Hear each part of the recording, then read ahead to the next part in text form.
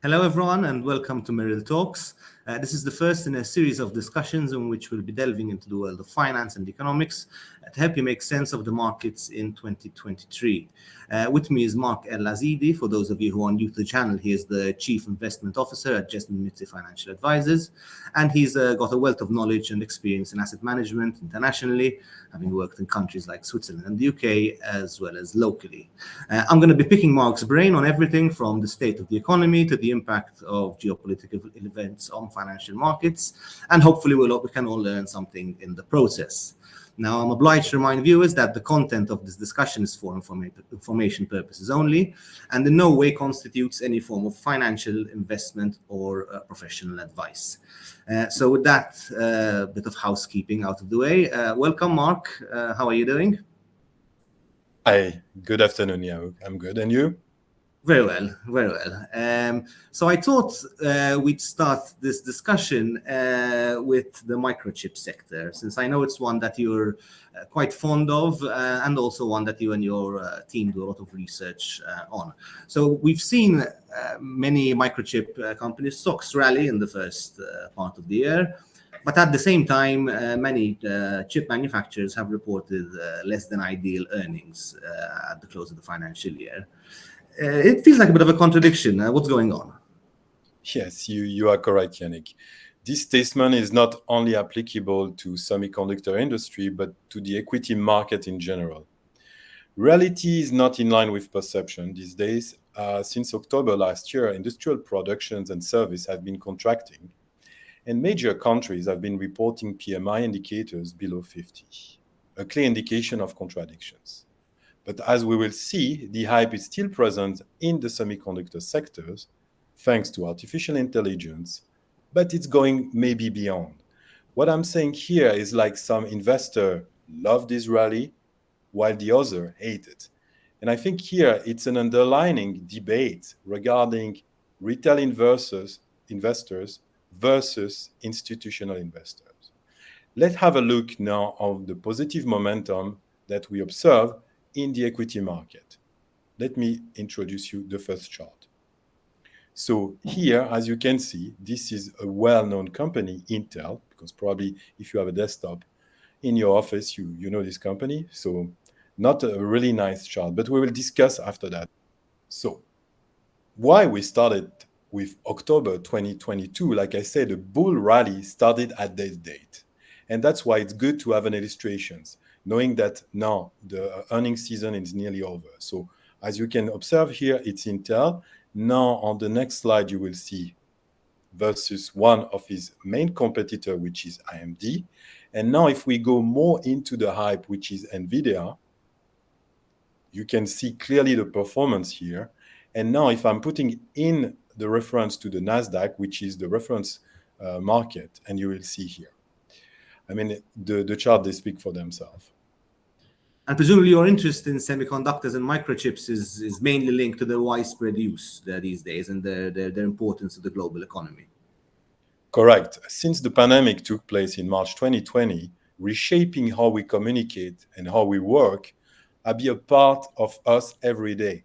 We live in a different world. We are in the 21st century, the way I imagine when I was a child by watching science fiction movies or reading science fiction book. I will say it's a structural trend here. For example, if you take your car is practically a supercomputer with wheels.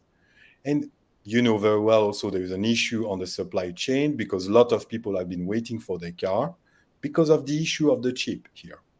The thing is, if you think about this, it's going beyond the car, because like I say, if you don't have any car, you want to have a car sharing or using the public transport, and in this case you are using your mobile, and again you are using a chip here.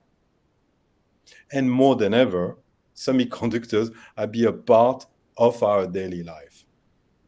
So given all of this, what are your main takeaways from this earnings season if you had to look at these companies kind of and look forward? I mean, we are at the end of February and the earnings season is now over, nearly over. It was better than expected for the semiconductors. Investors will be so nervous to see any sign of deceleration coming from Q4. In fact, investors are not willing to accept a brutal reality in general. If you have been an Intel investor on the earning days, you witness a drop of 8%. And you see, maybe we can see against the chart on Intel. As we can see on the chart clearly here, massive drop following the earnings. And honestly, as we can see, the trend is not picking up clearly here. So what the issue here is clearly, since the pandemic took place in 2020, it's creating a stay-at-home revolution. A simple example. I can share my personal experience in this case. In the office, I have a standard desktop, probably with an Intel chip inside. Now, when I work remotely, what I'm doing? I'm using my MacBook Pro with a new M2 chip. So definitely here, my point here is Intel is a clear loser because its dominance is over. It's a loser because against the M2, for example, but also the new generation of chip like AMD is producing. What I'm saying here, and I'm going a little bit more in detail on that side, nowadays, Intel is also producing chip for server, but NVIDIA and AMD are producing also chip. They are going in the directions of GPU, which is graphic card unique, who are becoming the competitors of the traditional CPU for server. So again, Intel lost a battle on the server side, and we know how important are the server, especially with this hype of artificial intelligence. You mentioned the stay-at-home revolution, and it's a good observation that maybe a lot of people use Intel products at the office and Apple or others at home. So, to what extent is this still the effect of COVID on the sector? It feels like we're still dealing with the impacts of COVID-19, even though it's more or less in the past now. Yes, definitely. There is clearly here a momentum of the impact of the COVID-19. The amount of money in the system was massive, combinations of monetary policy and fiscal stimulus. But in this new world, I will say, here in Europe, we are not at the same level as our peers in US. Why I'm saying this? Because the Americans have an easy access to the stock market for many years now, when in Europe, I would say we still are in an infant phase. Why? Think about your retirement. The US, they get access to the 401k account, so they're in control of their pensions, when here in Europe, we are not. Our pensions here in Europe are just at the beginning of something, because we hope that our government will pay our future pensions. It's a hot topic at the moment. For example, the government of Macron has to deal with this problem in France, and probably this issue will come to the other European government, no doubt about it. So to come back on that story, Americans could put their money into the stock market and take profit of this fantastic rally which took place in 2020 and 2021. And like I say, it's changing a lot of things, especially labor force participations. The amount of wealth generating in US, it's probably quite high compared to Europe. And in this case, against the debate about retail investors versus institutional investors. So something else I wanted to ask you about was the impact of tensions between China and the US. The relationship seems to be worsening, and at this stage, I suppose 2023 could be the year that this conflict takes a different turn. To what extent do you think it will be a market mover in 2023, especially given what we've said about microchips and their importance to the global economy? Yes, in fact, you are completely right. The sky seems very cloudy this day, and as we know, populated with balloon, non-identified objects in the North American sky. What I'm saying here is one day we could wake up with an unpleasant geopolitical headline like last year when Russia started to invade Ukraine. And I think the war is present everywhere, and especially on the semiconductor industry. What I'm saying here, if you know, Intel is producing its own chip when AMD and NVIDIA, they are not. And I think it's an important thing here. Why? Because AMD and NVIDIA are dependent of Taiwan semiconductors. And it's easy to understand there is a potential issue here in the supply chain. And as we know, Biden administrations prioritize semiconductors and are blocking a lot of investment and Chinese investment at the moment. So obviously, they have been pushing TSM, Taiwan Semiconductors, to build up a massive manufacturing in Arizona, not far from Intel. And like I said, geopolitical factors always play a key role, especially for TSM stock price, which is definitely undervalued compared to its peers in US and in Europe. And while we're on the subject of AI, have you been using ChatGPT? Yes, I am. And I will say robot Android could replace us like in a Blade Runner, the movie, as you know. But we are not there. We need also to see the positive factor for society. I mean, here in Europe, we are facing a major demographic issue, especially since the war started and Russia invaded Ukraine. We are facing a major challenge for the generations to come. I give you an example. Now we go to Asia. Talking about Japan, they project Japan to 2050 that half of the populations will be not anymore present. When I'm talking about this, it's like now 125 million people living in Japan, but they project to 2050, 65 million. So yes, we have to accept Android and robots because they will maybe take care of us in a nursery homes. And this is exactly the case in Japan. And like I say, we think about Asia, we think about Japan, but at the end of the day, Italy is not in a better shape, we know. So yes, like I say, it's a very hot topic. And like I say, in 2021, we did 2 webinars on machine learning, and I recommend the audience to check it about this topic.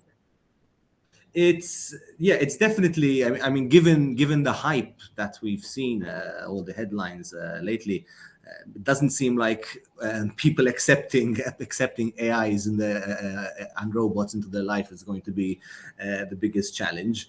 I mean, as you know, we've seen ChatGPT go from nothing to being used by practically everyone in the world. It seems overnight, to Google responding with their own search engines. How significant do you think the next few months are going to be for tech and the web? Definitely, it's the main objective for an investor. It's to see if they can survive the hype surrounding ChatGPT. And obviously, they need to adjust. If I'm taking the example of where we stand here, Microsoft is a clear winner. Why? Because if you compare Microsoft, that just let me see the chart here, have been winning this war clearly versus Google, that we will see here. And as you can see, Alphabet, which is called Google, is a clear loser in this case. And nevertheless, if you put back 2017, Google was a pioneer on the algorithm. It was capable of detecting if an image, it's a cat or a dog. What I'm saying here is be a pioneer doesn't necessarily mean that you are a winner. So if we come back to Microsoft, it's definitely a well-diversified company with an excellent track record, present in the cloud with Azure, in the game with Xbox, and the AI now.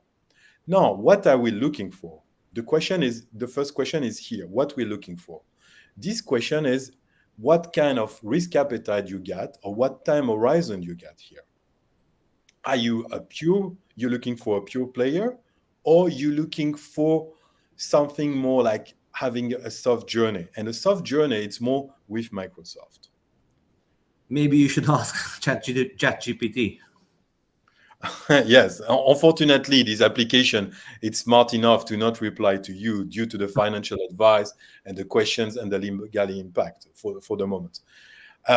Like I say, we should closely monitor Google in the coming months, and potentially it could be like Intel. It was clearly a dominant player with a certain business model, and from leader going overnight, and that's why technology, it could be crazy at that side, be simply a follower. And I will say new technology could reshape this landscape. And I'm not facing this for the first time in my career, because this kind of disruptive technology back in 2007, 2008, I used to manage a clean energy fund with a partner in French, which will be in French engineer and consultant on solar, wind, and geothermal. And the objective of the fund was to pick up the new technology of the future energy. And what I'm saying here, what I learned from that side, it's when you face people who are passionate, who have vision of future, it's more easy to project yourself to see how the technology could change the things. And I will say, be the witness of the beginning of a revolution. It's exciting.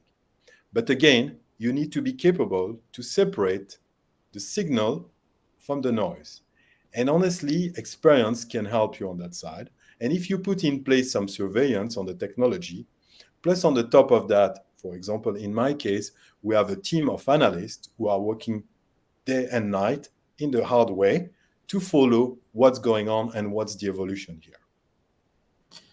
And so how much of a concern is it to you that when we talk about these global companies, the companies that are going to be shaping the future essentially, we predominantly talk about US companies with very little to no European influence or presence.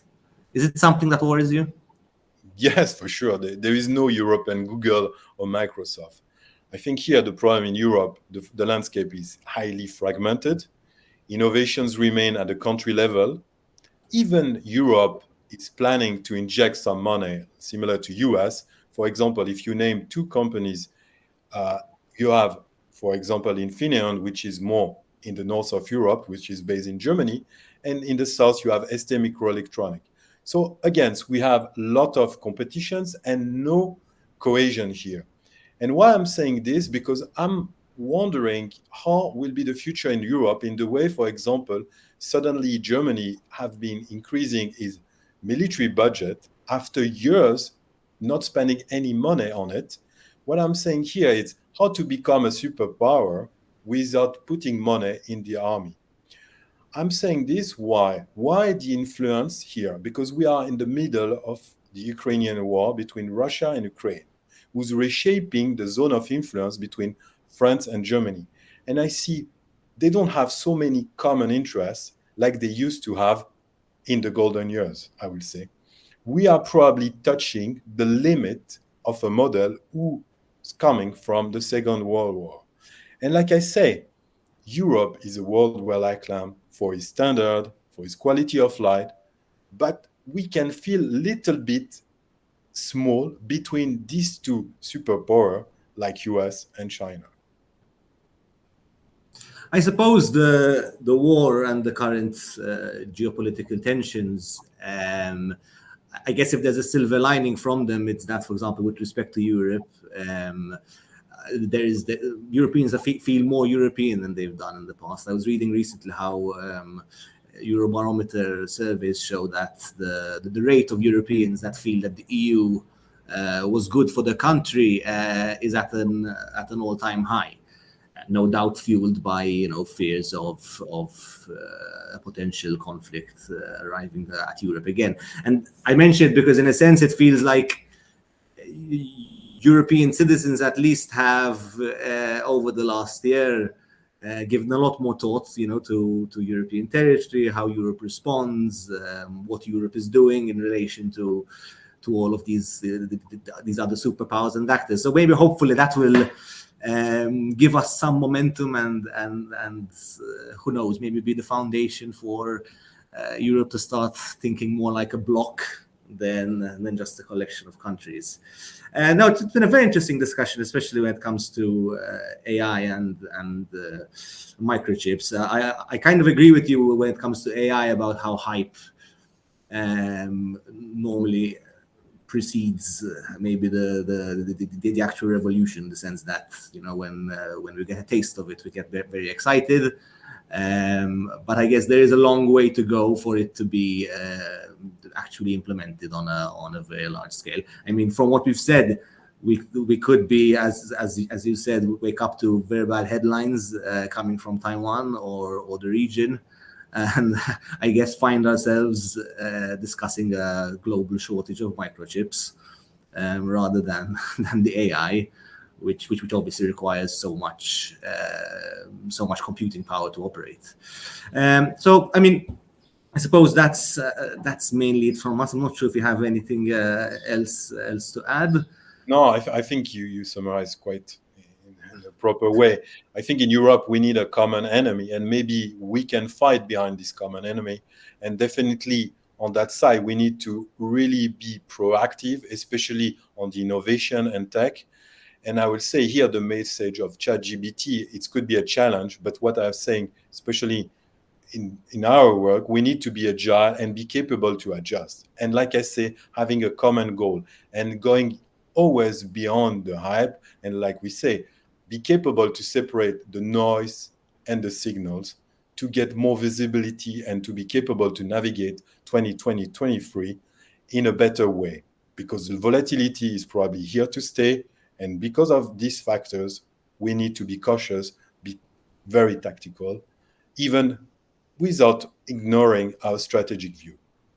Thank you very much, Yannick. On that note, so that's it from us. Thank you very much for watching. Please don't forget to like the video and subscribe to this page if you've enjoyed the discussion. Thank you very much for following, and we'll see you next time. Thank you.